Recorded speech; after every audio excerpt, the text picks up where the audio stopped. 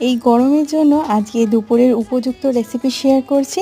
সবার প্রথমে ভাতটাকে বসিয়ে দিলাম। এদিকে ঝিঙে আর পটলটাকে খোসা ছাড়িয়ে লম্বা লম্বা করে কেটে নেব। গরমকালের সবজি ঝিঙে আর পটল দিয়ে মাছের ঝোলটা দুর্দান্ত লাগে। সবার প্রথমেই নুন হলুদ দিয়ে মাছটাকে ভেজে নেব। এবার ওই তেলেতেই ঝিঙে পটল আর আলুগুলোকে একটু ভেজে নেব।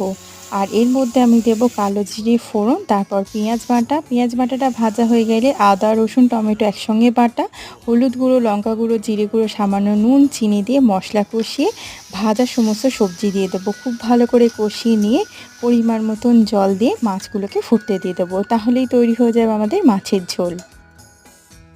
এরই সাথে কলমি শাক ভাজা বানাচ্ছি। পেঁয়াজ রসুন শুকনো লঙ্কা ফোড়ন দিয়ে সিদ্ধ করা কলমি শাক দিয়ে দিয়েছি। আমের চাটনিতে সর্ষে শুকনো লঙ্কা ফোড়ন দিয়ে সামান্য হলুদ নুন আর তাল মিছরি দিয়ে ফুটিয়ে নিয়েছি। আজকে দুপুরের মেনু কেমন লাগলো অবশ্যই জানাবেন। ধন্যবাদ।